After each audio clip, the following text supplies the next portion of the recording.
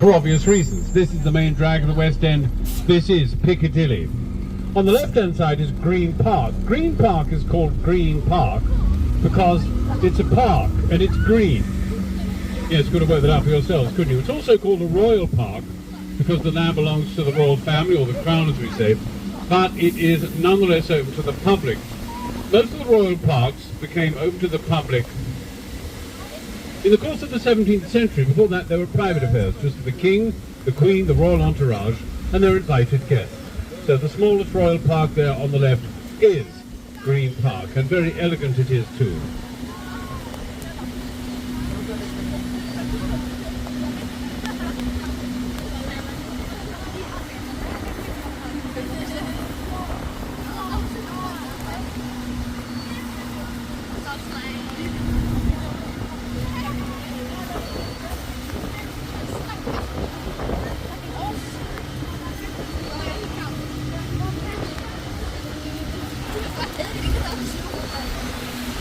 Disappear into a gloomy tunnel. Well, not for long, I'm happy to say. But before we go subterranean, look to the right-hand side and you will see the Hard Rock Cafe London. That's the original Hard Rock Cafe, founded in the year 1971. My God, that's almost half a century ago. Over 50 years of rock and roll dining. Oh, just by the way, please no standing on the upper deck, thank you. I see, I am omniscient. I can see you standing. I have special powers, so please sit down. Many other districts of London was formerly a village outside of London in the early days, but as London grew down the years, it has expanded, especially in the 18th and 19th centuries. Former villages like Knightsbridge were swallowed up by the growth of the capital. In this respect, I could also mention Chelsea, Kensington, Fulham, Hammersmith, the list goes on. But this is the former district of Knightsbridge.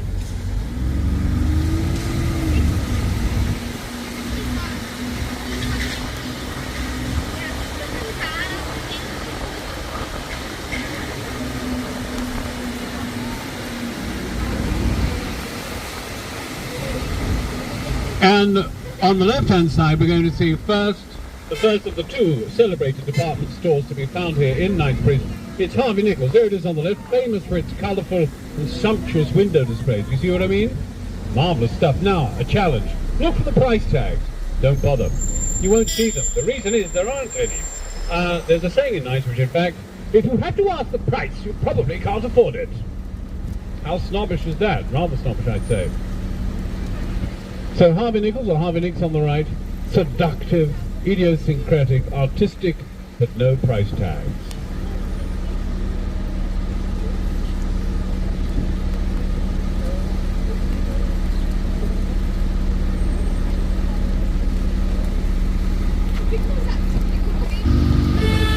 On the left-hand side is Burberry. Quintessentially English clothing. Up until a few years ago, the colours available from Burberry were as follows. You could have your clothes in beige, beige, beige, beige, beige, beige, beige. And their horses as well. When we see the soldiers of the King on parade in their bright red tunics, it's easy to forget that they are in fact fully trained modern combat soldiers. Well, that is indeed what they are. The old-fashioned uniforms are just for show. The home of the household cavalry on the right-hand side, the Hyde Park Barracks. Charge! Very good. It's all great fun, and of course until somebody loses an eye. Right. On the right-hand side, another royal park. This time it's Hyde Park. It's the largest royal park in central London, and the first royal park to become open to the public in the year 1637. Before that, it was the King's private hunting ground. Hyde Park has been an inspiration for urban parks throughout the world. It was the inspiration for the Bois de Boulogne in Paris, Central Park in New York, and there's even a Hyde Park in Sydney, Australia. But there's the original Hyde Park on the right-hand side. It's vast, it's huge, it's like a tract of countryside in the middle of town. Music himself, an accomplished amateur musician. Sadly, Prince Albert died relatively young in his 40s. Very sad. However, that was in 1861. However, his memory was nonetheless cherished, and 10 years after the death of Prince Albert, the husband of the Queen, in 1871, the Royal Albert Hall first opened its doors to the music-loving public. And we'll see the Albert Hall on the left-hand side, as I say, after the lights change.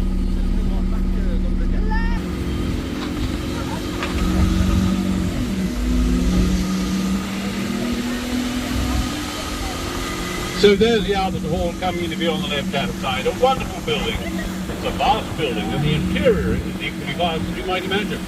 The audience capacity is approximately 5,000. The Albert Hall to the left, and on the right-hand side, we see the Albert Memorial, a statue of Prince Albert in gold under a Gothic canopy.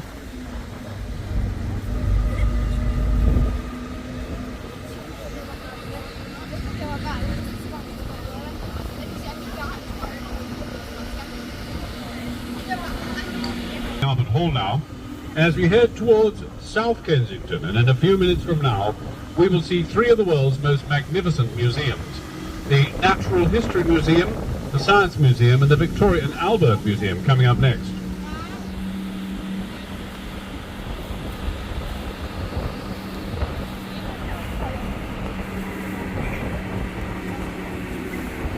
Most of London's major public museums are free of charge.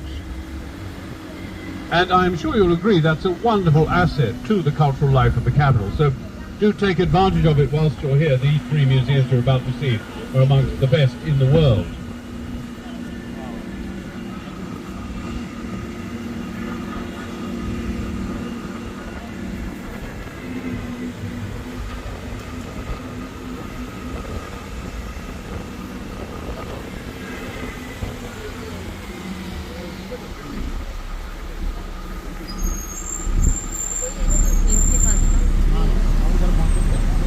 On the left-hand side, the Natural History Museum. This beautiful building dates from the 1880s and was designed by the British architect Alfred Waterhouse in a wonderful style which takes its inspiration from the early medieval style known as Romanesque.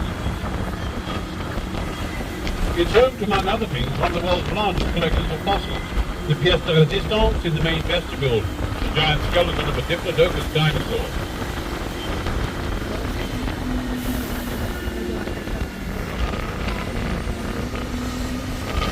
On the left-hand side, tucked up behind the trees there, is the Science Museum.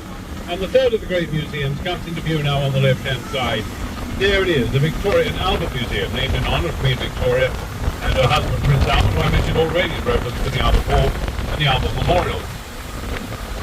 The Victoria and Albert Museum is the largest museum in the world dedicated to the decorative arts. There's the main entrance, and above the entrance, another statue of Prince Albert in his princely robes. By the way, it's Friday night, and it's worth remembering that the Victoria and Albert Museum stays open till 10 o'clock at night on Friday. So if you fancy some late night culture, come here to South Kensington. Also, late opening on Friday applies to many other museums as well, so it's worth remembering. Here we are heading back towards Knightsbridge to take a close look at Harrods department store. Henry Digby Harrod. The original Harrods opened here in 1849. The original building was a modest affair selling cloth and fabric, basically a draper's store. Very fine draper's store at that, but still a draper's store. Sadly, it was destroyed by fire in the 1880s and replaced by this palatial building we see today, completed in the year 1905. Harrods, like Harvey Nichols, famous for its sumptuous and seductive window displays, but also, as I said before, the absence of price tags. The saying goes, if you have to ask the price, you probably can't afford it. Well, Harrods is undergoing a much-needed facelift at the moment. Restoration is taking place, but they've rather cleverly, in front of the rather unsightly construction scaffolding, placed a facsimile of the facade, rather effectively too, I'm sure you'll agree. Harrods on the right-hand side, or as my friends from the United States like to call it, Harrods. Harrods. Or Harrods, as we say in England. Either will do. Well, we're now in the heart of Knightsbridge, once a sleepy medieval village, now part of the bustling metropolis, if you'll forgive the cliche.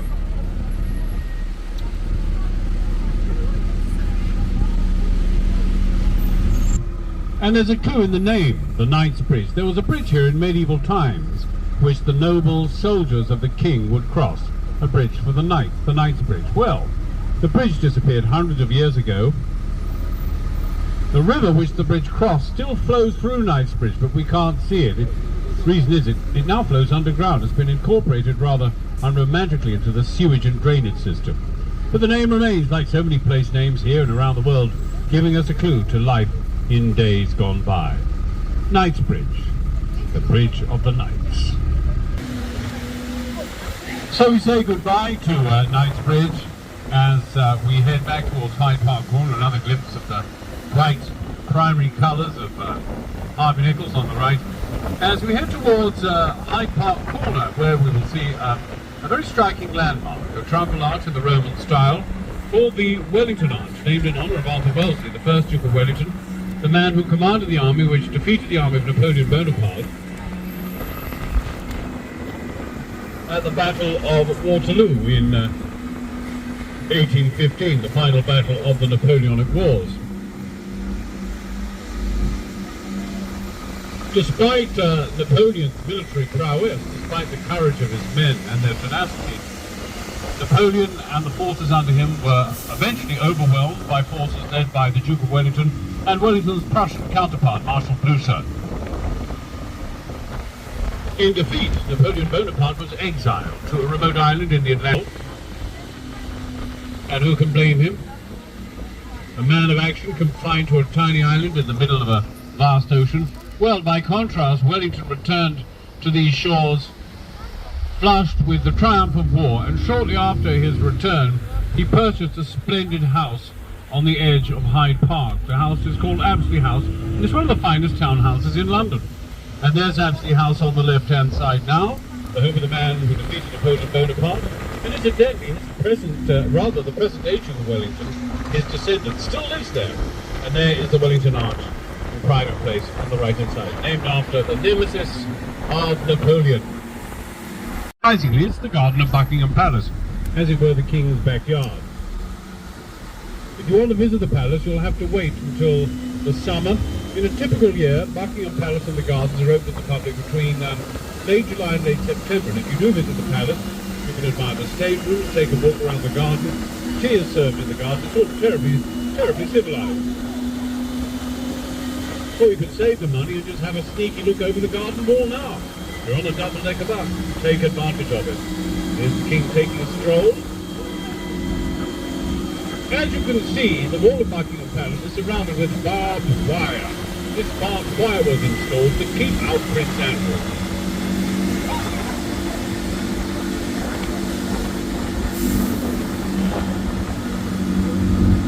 On the right-hand side is the elegant district of Belgravia, which was the setting for the story of Mary Poppins by P.L. Travers, turned, as I'm sure you know, into a charming film by the Walt Disney Organization in 1964, starring Julie Andrews and Dick Van Dyke, who manfully attempted the Cockney dialect and failed. That's possible, but that's part of its charm.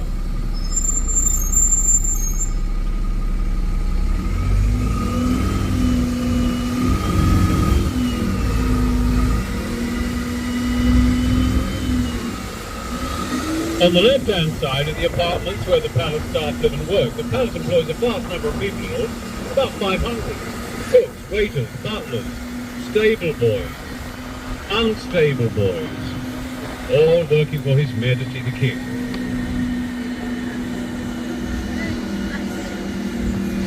Now you can see the road closed sign there on the left. It means we can't go round by the palace tonight, so I'm sorry about that. But you still could visit on foot if you have the uncontrollable urge.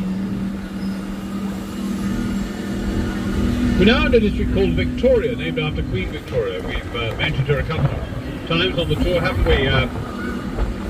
She was queen from 1837 to her death in 1901, giving a name to that momentous epoch of British history we call the Victorian era.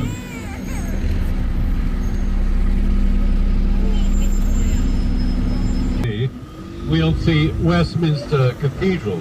There it is now on the right. It's a beautiful church, the principal church of Roman Catholics here in England and Wales. Despite its antique appearance, it was built in the 20th century, completed in the year 1911, designed by an architect called J.F. Bentley, who took his inspiration from the Eastern Roman Empire style of old Byzantium. in Constantinople I should say, now Istanbul.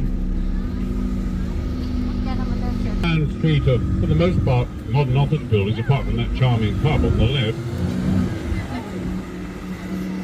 But we'll be amply compensated now as we head towards the political heart of the nation. Coming up next, Westminster. The West, once a far-flung outpost of London in the early days, not attached to the main body of the city. Westminster came to prominence as the centre of politics in the Middle Ages. It eventually grew to become the nation's political heart. Today, Westminster is synonymous with the world of politics in Britain today, as it has been now for many hundreds of years. The Western Monastery, or Westminster. Beyond the lights on the right is Westminster Abbey, a church which stands upon a site which has been sacred to the Christian faith for 1,400 years and counting, and where for almost 1,000 years every coronation or crowning ceremony has taken place, the most recent being the coronation of course, King Charles III, earlier this month on May the 6th. The first coronation to take place in the church was as long ago as the year 1065, the coronation of the medieval king, King Edward the Confessor.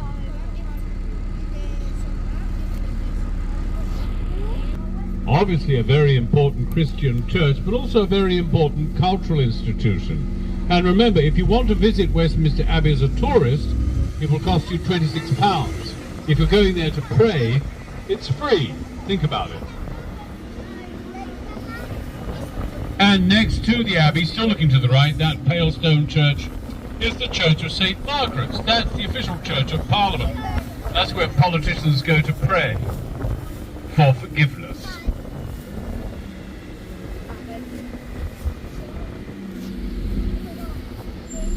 Parliament, the seat of government in Great Britain. The buildings we're about to admire, also known as the Palace of Westminster, were built to replace earlier Parliament buildings destroyed by fire on October the 16th, 1834. The buildings we're about to see, when the lights change from red to green, date chiefly from the middle of the 19th century and were built to replace earlier Parliament buildings, as I say, destroyed by fire, and designed in a very impressive style, very flamboyant style known as neo-Gothic, basically a romantic reimagining of the medieval age to the height of the industrial age, and of course in many ways I suppose a reaction against it. The equally famous bell known as Big Ben, though the tower itself was renamed the Elizabeth Tower in honour of the late Queen Elizabeth II in the year 2012, just over 10 years ago.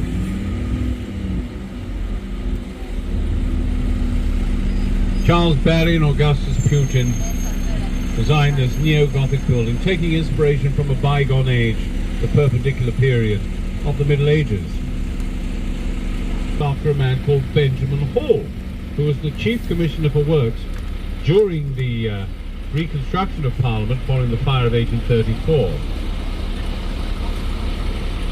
13.5 tons of it. Now, guided tours are available inside Parliament, and I've done them once or twice, and really I can't recommend them highly enough. They're superb. I mean, I didn't give the guided tour, I was a visitor. The tour guides are very informed and very witty as well often. So there you have it. Do take a tour inside Parliament if you have the chance. For the first time on Westminster Bridge, with the shimmering waters of the river beneath us. Looking to the left, dominating the skyline, is the London Eye. The London Eye was the biggest wheel of its kind in the world when it was built to commemorate the millennium of the year 2000. That's no longer the case. But it still cuts an impressive figure on the London skyline.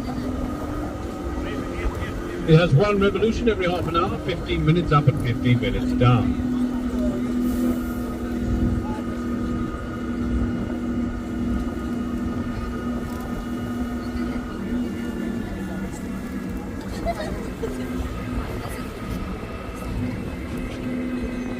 On the left-hand side, that impressive stone building is County Hall, the former seat of local government in London before the controversial abolition of the Greater London Council in 1986. The magnificent building nonetheless remains and is today home to various attractions such as the London Aquarium, the London Dungeon, the Museum of Tortured Death, an execution, and even more horrific still, the Shrek Adventure. County Hall to the left, the former seat of government in London, now home to those attractions I just mentioned and more. We're now heading towards our next stop, or point of interest I should say, the South Bank Art Centre coming up next. The floor was formerly an industrial quarter of London in the 19th century and well into the 20th century. Heavily bombed during the Second World War, during the period of post-war reconstruction, it reinvented itself as a centre for the arts. So today, where we see theatres and concert halls in days gone by, we would have more likely seen factories and warehouses. Bridge. That huge round building is the London IMAX cinema. It boasts the largest cinema screen in the country. It's the height of 5 double-decker buses, absolutely huge. A relative newcomer to the South Bank, it dates from the 1990s.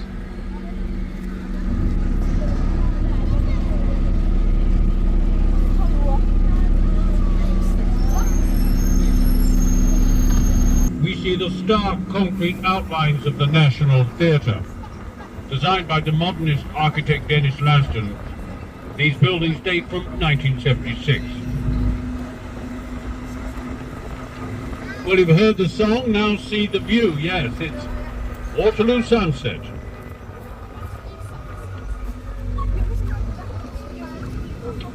Lovely view on the left-hand side, briefly, of Big Ben framed by the London Eye. What a lovely composition. And closer to hand on the left-hand side, more clunky concrete. That's the Hayward Gallery of Art, which tends to specialise in art for the contemporary scene.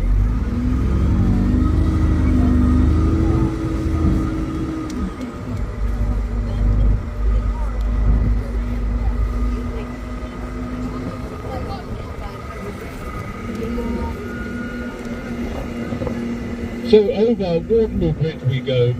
To the left-hand side, we look back towards Westminster, where we have just been. And on the right-hand side, downriver, in the distance, for the first time, we see the City of London. Surrounding the lovely dome of St. Paul's Cathedral, those modern buildings, ironically, if you will, stand on the site of that which was once the ancient Roman city of Londinium, founded some 2,000 years ago, when Britain was part of the Roman Empire. Today, that area is the financial district. And that's where we're going next, incidentally. House, it dates from the 18th century. It was completed in the year 1776, designed by an architect called William Chambers. It's often described as London's first purpose-built office block. We're just on the edge of Theatreland now. The theatre district stretches from Piccadilly, near where we started our journey, all the way to this area in the east known as Covent Garden. And we see a handful of the 50 or so major theatres that make up London's West End, many of which are renowned throughout the English-speaking world.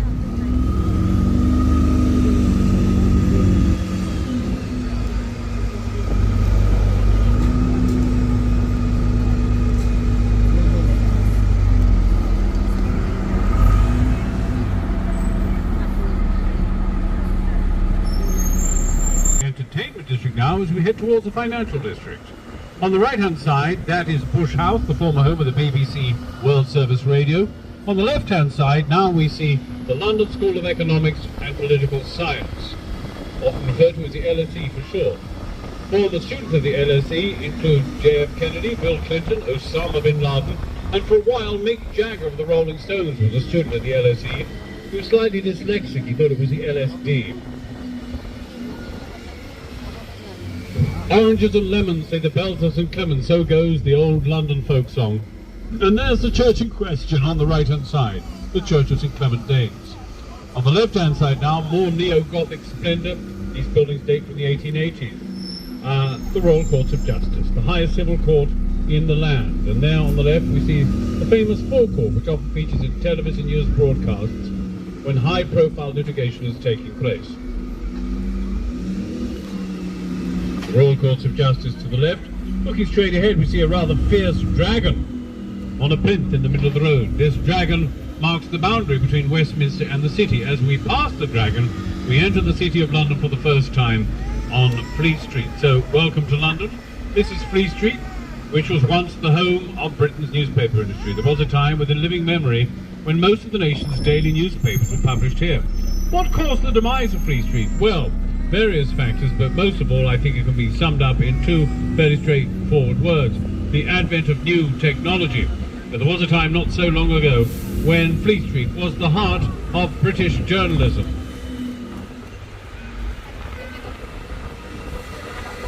Church of St Dunstan's in the west, and there we see that black and gold clock attached to the spire. That's the oldest working public clock in London. It's been ticking away for over 400 years. Now, former residents of Fleet Street include Sweeney Todd, the demon barber of Fleet Street. He used to kill his customers, chop them up, put them in pies, and sell pies made from dead people to an unsuspecting public. Today the site of Sweeney Todd's shop is a McDonald's. Days of Fleet Street. That's the old Daily Telegraph building. Still in nostalgic mood, the shiny black building coming into view now on the left-hand side is the former home of the Daily Express newspaper. The building across the road on the right, that stone building at number 85, is the former London headquarters of Reuters news agency. Those days are long gone. Well, we say goodbye to Fleet Street now. Coming up next, one of the highlights of the tour, at least in my opinion, one of Europe's finest churches. Next, it's St Paul's Cathedral. Hill towards St Paul's Cathedral. The church we're about to see was built to replace its medieval predecessor, which was damaged beyond repair in a catastrophic event known as the Great Fire of London of 1666. Work began on this new church in 1675 and was completed and consecrated in the year 1710 in the reign of Queen Anne, whose statue stands at the foot of the steps of the Great West Door. This was the tallest building in the city up until the 1960s, before the age of the skyscraper. The architect, Christopher Wren, was not only a gifted and indeed prolific architect, but also a distinguished mathematician and astronomer, a real Renaissance man. But this is undoubtedly his masterpiece, and there is St Paul's Cathedral now in full view. 365 feet tall. If you want to go to the top of the dome, you can. There's a long and winding staircase inside. It takes quite an effort, but the effort is rewarded at the top by the magnificent views and, of course, the sense of achievement. This is St Paul's Cathedral. Whoever described architecture as frozen music could well have been talking about the architecture of St Paul's. The masterpiece, as I said, of the architect Sir Christopher Wren, a real Renaissance man, architect, mathematician, astronomer, one of the great minds of his age.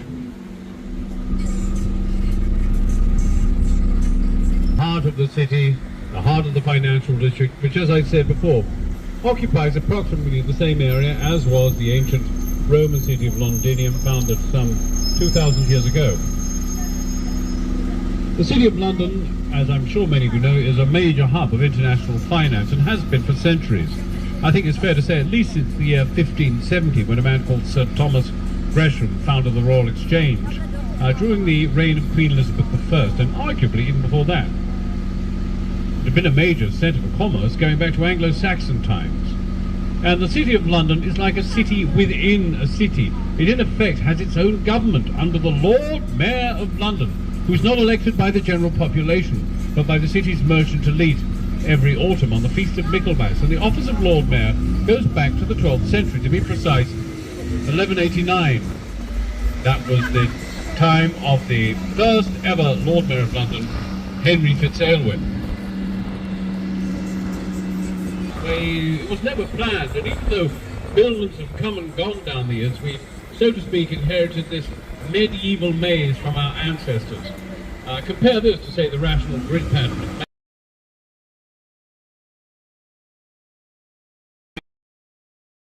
The charm and the chaos. Terrible event, as the name suggests. The fire which destroyed most of the city in the space of 3 days in the year 1666. It started on September the 2nd that year in a baker's shop of Mr. Thomas Fariner in Pudding Lane, just round the corner from here. Well, to commemorate the Great Fire of London, and also to celebrate the reconstruction of the city towards the end of the 17th century, a monument to the Fire of London was erected.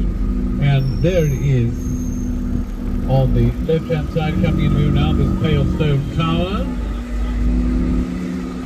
There it is now. The gilded orb of flame on top is 202 feet tall. Looking straight ahead is London Bridge. Let's hope it's not falling down.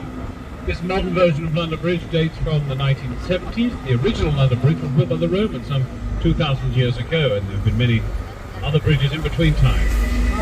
Cast your gaze to the sky and admire the jagged pinnacle of the shard of glass tapering to a point there. It's the tallest building in Western Europe. And downriver we see that great architectural icon of the river. If we look to the left, yes, it is Tower Bridge, built very much in the house style, the Victorian, the neo-Gothic. I'll have more to say about Tower Bridge when hopefully we cross the bridge itself in a few minutes from now. But in the meantime, let's enjoy the view.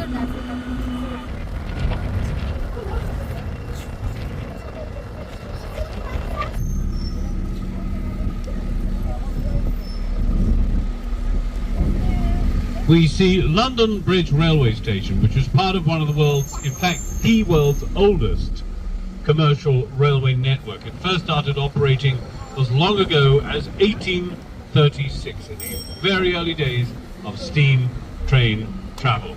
London Bridge Station to the right-hand side.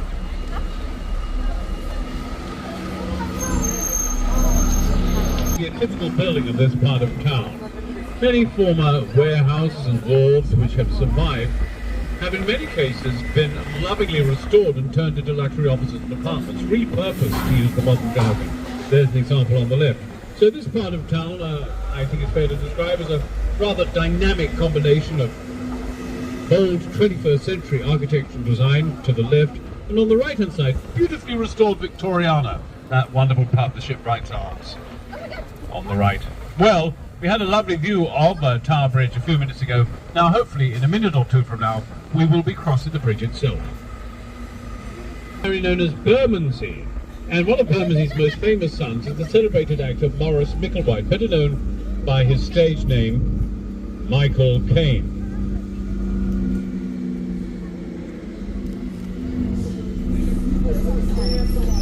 He comes from Bermondsey, and if you've wondered why Michael Caine talks the way he does, that's the way everybody talks in Bermondsey. And if you want to sound like someone that comes from Bermondsey, you've got to put a slight pause between every word and never sound excited about anything. For example, I've just won £5 million on the lottery.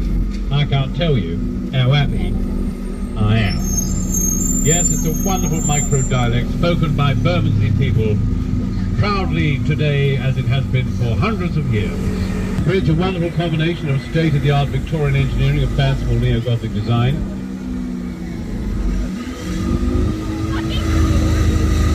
Dates from the end of the 19th century. It was completed in the year 1894 and designed by an architect called Horace Jones, who incorporated into this flamboyant design the practical feature known as a bastion or drawbridge section, which opens up to let talk over traffic through. An important feature in its early days when London was still a busy commercial port. That's no longer the case, of course. The bridge does open from time to time, but far less frequently than in days gone by. And over the bastion or drawbridge we go now. So it doesn't suddenly open up. That happened once in the 1950s when the bus driver who was attempting to cross the bridge had to accelerate furiously to jump the opening gap between the two sections of the drawbridge. Wow, brilliant stuff, eh? And whilst we're on the bridge, take time to admire the pale blue colours of the ironwork. This colour was chosen by no less than Queen Victoria herself. Excellent taste, Your Majesty. Ah, dankeschön. Now on the left-hand side, some authentic medieval architecture, not neo-Gothic. That is, in fact, one of the best preserved medieval fortresses in the world. To the left, it is, of course, the Tower of London, a fortress commissioned by a king known as William the Conqueror around the year 1078. It has played many roles in its long history. It's been a fortress, prison, a place of torture, death, execution. It is home to the crown jewels and patrolled by soldiers known as the yeoman warders, or beefeaters as they're more popularly known, who still wear the traditional medieval uniform to this day, and many of them live in the tower itself in private apartments, often with their families.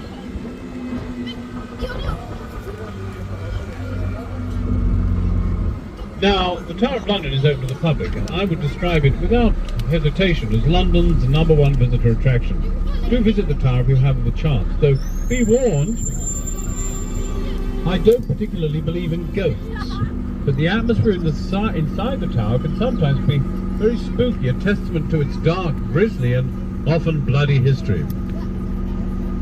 Looking straight ahead, we see a district of London which became famous for the wrong reasons in the autumn of the year 1888. It is Whitechapel, where the world's most notorious serial killer stalked the streets, brutally murdering at least 5 innocent women. Well, the murders, the Whitechapel murders as they were known, were never solved, but these murders gave rise, of course, to the legend and myth of Jack the Ripper.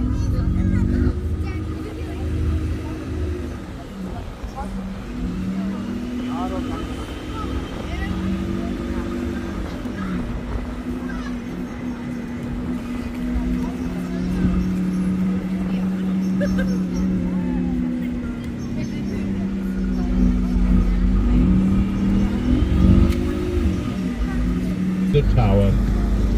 It's the oldest church in the city. It dates from the year 675. Incidentally, it was in this church that William Penn was baptized, founder of Pennsylvania in the United States of America. Of the Port of London, that's the old Customs House. There was a time when the Port of London was the busiest and most prosperous commercial port in the world.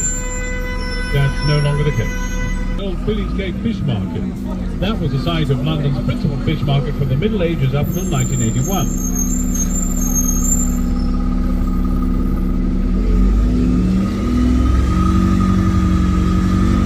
Church of St. Magnus the Martyr. We notice that most of the buildings around here are modern. Well, this area was heavily bombed during the Second World War, but churches like the one we just saw, wherever possible, were rebuilt and restored because of their cultural and historic value. The church of St. Magnus the Martyr, incidentally, designed by Sir Christopher Wren, the same man who gave us St. Paul's Cathedral. As I said before, he was a gifted and indeed prolific architect.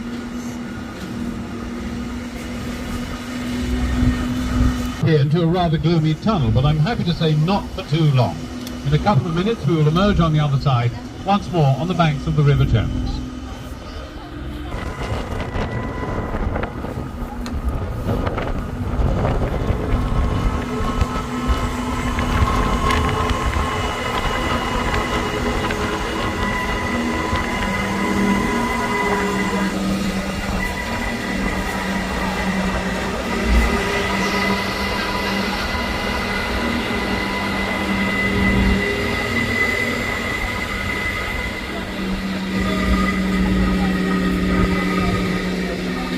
Well, here we are on the Victoria Embankment, essentially a land reclamation scheme, or reclamatio, which took place between 1862 and 1870, creating a new thoroughfare, or road, on the north bank of the River Thames, greatly reducing the width of the river as a consequence of its construction. Between here and Charing Cross, that's to say up towards Big Ben, in places the River Thames is only about 2/3 of its natural width. It used to be much wider, much more like, say, the Amazon or the Mississippi.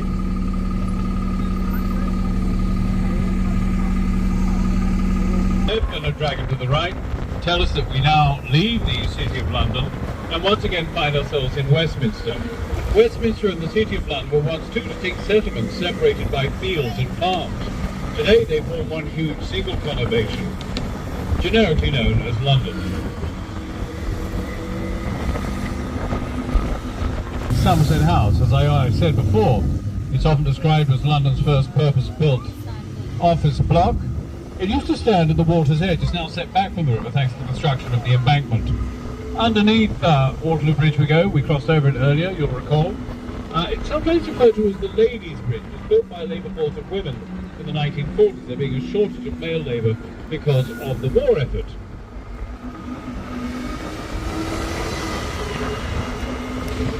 2,400 years old, an Egyptian obelisk coming into view of that age, known as Cleopatra's Needle, something of a misnomer. It was actually built during the reign of the Pharaoh Tutmosis III, and there is the obelisk on the left-hand side.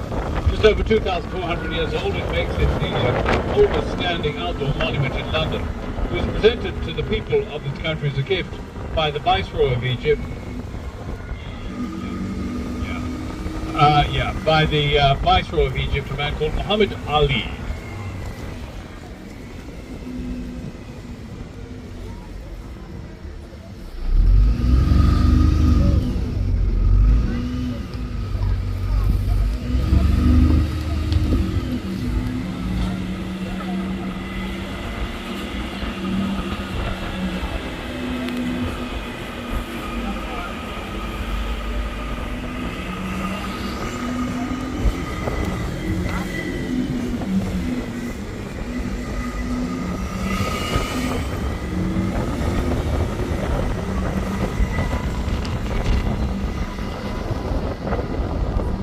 Well, this is still the Victoria Embankment. It's about 1.5 miles long and it took 8 years to build.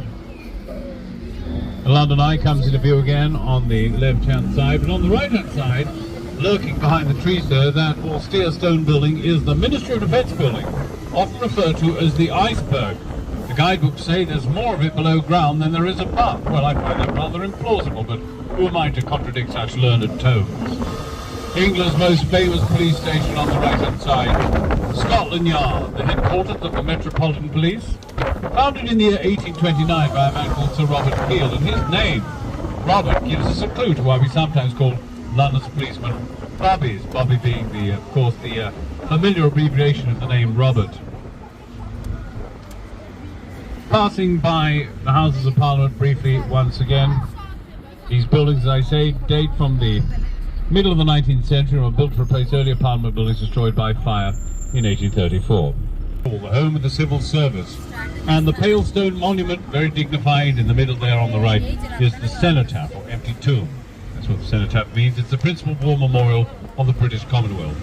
On the left-hand side, those black railings mark the entrance to Downing Street. There's the entrance to Downing Street on the left now. Number 10 Downing Street, of course, is the official home of the Prime Minister, as it has been home to Prime Minister since the 18th century. The present President, of course, Mr. Rishi Sunak, who originally comes from the town of Southampton on the south coast.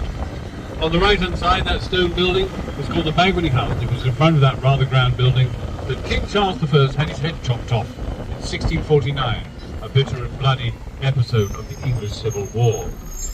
Very chilly day, January the 30th, 1649. He asked to be given an extra shirt to his execution. He didn't want to be seen to be shivering in case his shivering was mistaken for fear, thereby giving satisfaction to his enemies.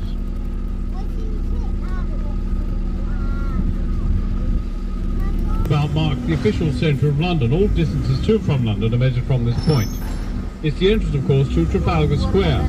Trafalgar Square is named after the Battle of Trafalgar, a naval battle which took place off the coast of Spain during the Napoleonic Wars in 1805, though most people who visit Trafalgar Square these days, I'm sure, have little or no interest in the Napoleonic Wars. It's just a lovely open space in the middle of town, which today often plays host to concerts in the summertime.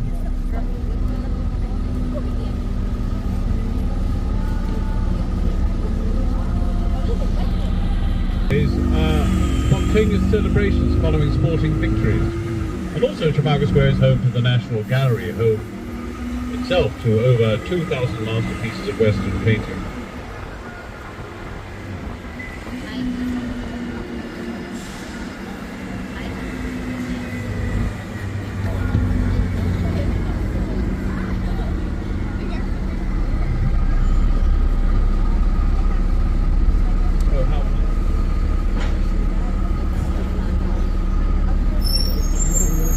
Street with a curious name. This street's called Pall Mall. It takes its name from a game imported from the continent called Pall Mall, which was said to be similar to croquet but more frenetic. Well, the game of Pall Mall or Pall Mall has died out now, but the name remains as today's Pall Mall, famous for its prestigious clubs. The Athenaeum Club, the Savile Club, not the Savile Club, the Athenaeum Club, the Travellers Club, the Reform Club, the Royal Automobile Club.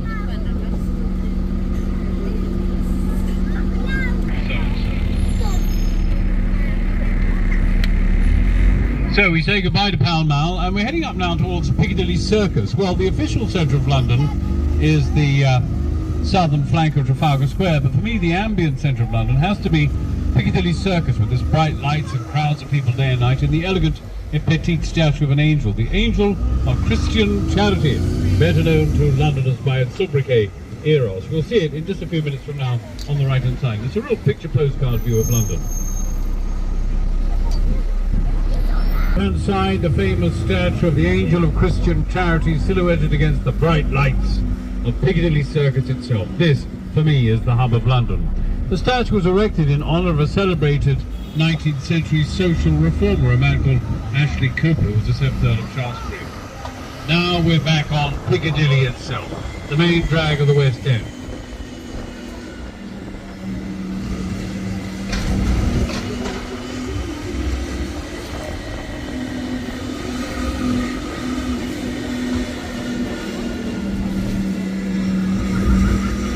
There's a saying in London, you go to the city to make money, you come to the West End to spend it. You go to the city to work, you come to the West End to play.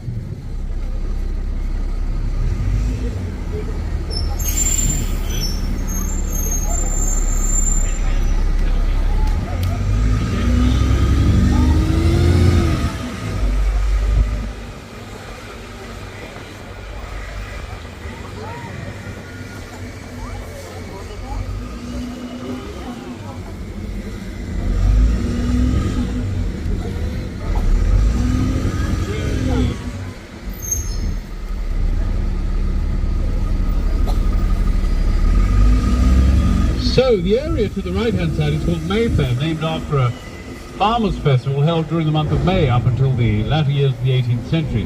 The Mayfair became notorious for rowdy behaviour and was abolished because of drunkenness and fighting, that sort of thing that English people are so good at. Then, it had hitherto been mainly farmland and pasture, was developed into this elegant residential district, today still known as Mayfair. By the eponymous Caesar Ritz in 1906, the very word Ritzy has entered the English language as a word to describe luxurious living. You can enjoy luxurious living at the Ritz Hotel by having afternoon tea there. Afternoon tea at the Ritz comes in at a hefty price. So it's not something you want to do every day, because you get very fat, very poor, very quickly, and the novelty will wear off. Believe me, I know from bitter personal experience. Still, once in a while, a little what you fancy, as they say, does you good.